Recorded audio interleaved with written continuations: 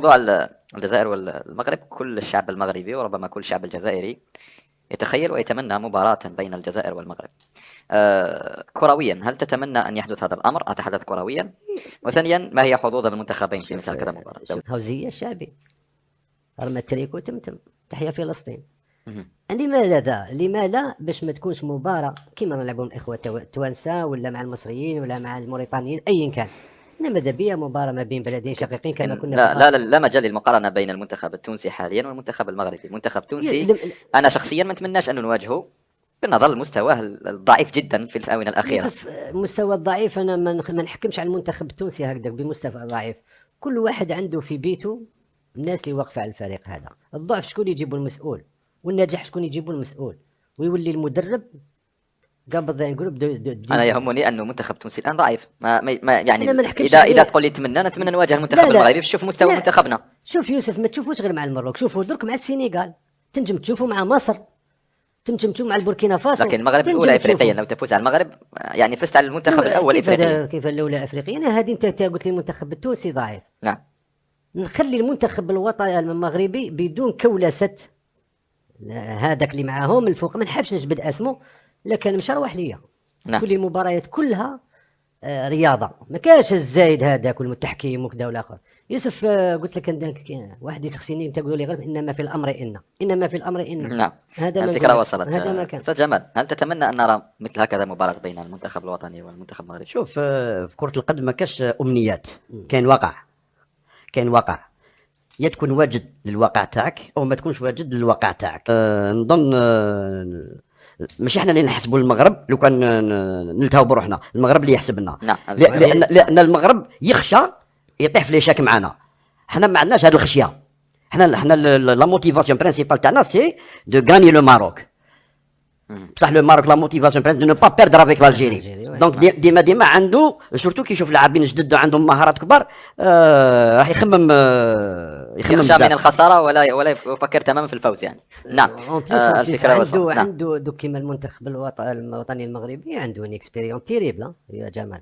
لما الجوار تاعهم ما عندوش جديد بزاف، راهو قابض في مجموعه تاع 2022 تاع 22 راه قابض فيها، وهذه المجموعه لما تكون انت متطوره وماشيه من قبل تمشي. يعني بك الماروك كاين حاجه بالك هذايا القجع تاعهم اللي يعمل هذيك في الكولاسه والاخر، وكان يخليه يمشي بالك يمشي ما احسن، كون يخليه يمشي بدون يعني انت لما تقابل إليميناتوار كوب دافريك في بلادك الي، في بلادك روتور، في بلادك الي، في بلادك روتور. يوسف والله العظيم غير ربما الجمهور الجزائري على باله بهذا الشيء، وحنا كاين نقاد وكاين ناس مازالها تحسد في المنتخب تاعنا. المنتخب تاعنا يمشي بربي ان شاء الله، كيستيون دو طون.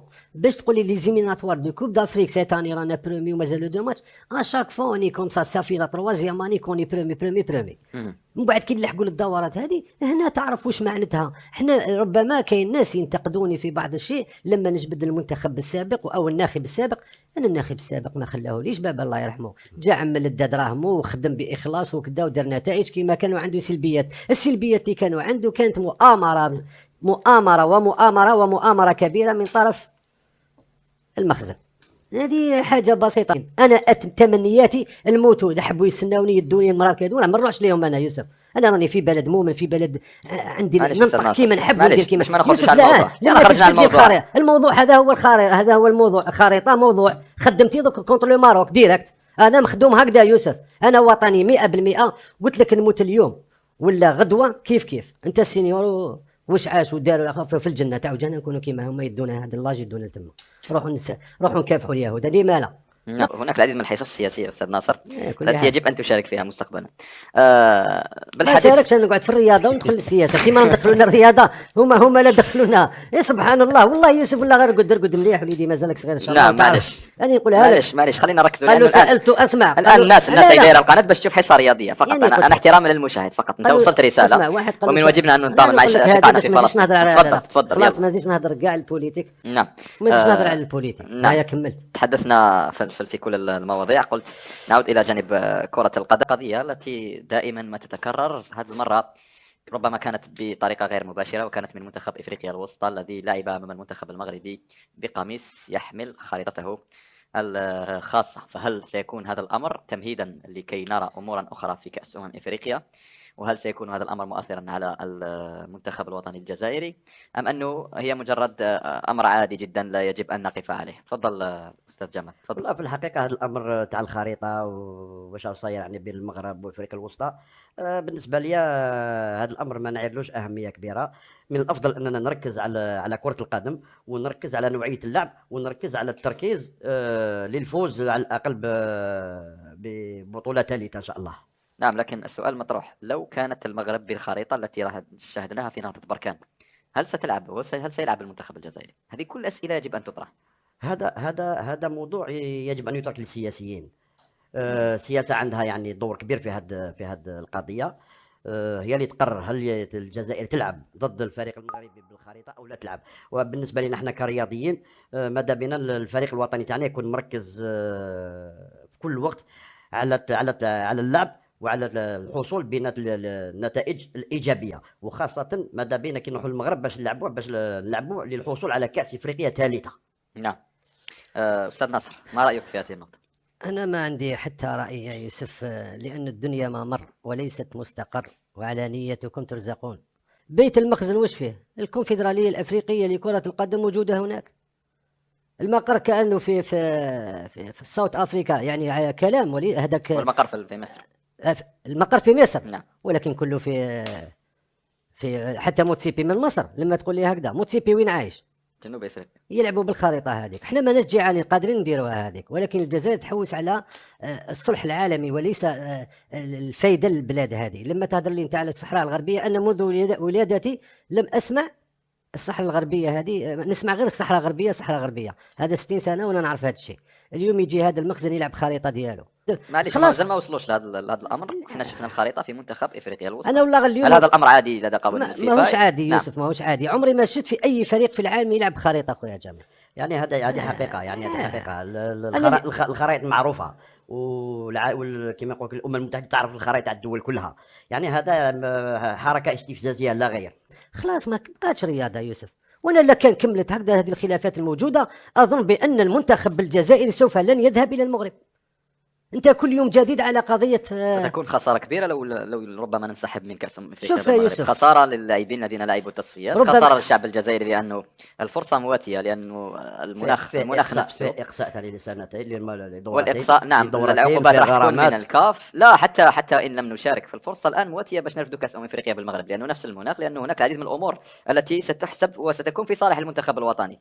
ممكن اذا انسحبنا في كاس افريقيا بالمغرب ما نطمعوش ندوها في تشاد وفي البلدان الكارثيه. وكان اذا قاد الامر يعني هكذا، وتكون هذه القضيه راهي كبرت، والخوف يعني ليس من الدنيا وما فيها، لانه العيش يوم والموت يوم.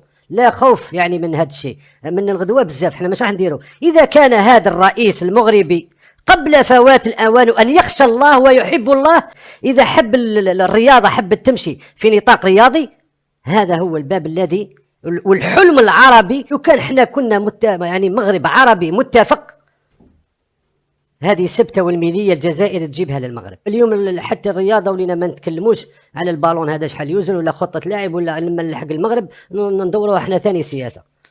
نعم. قبل فوات الاوان. انت قلت لي ما تحدثناش عن الرياضه، الان سنتحدث عن الرياضه.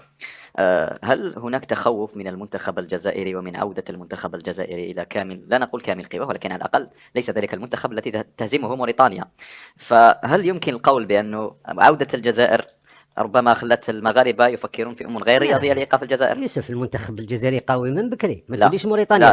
اسمح لي يوسف، لانه شوف هذا البئر اللي كانوا حافرينه للجزائر منذ 5 سنوات.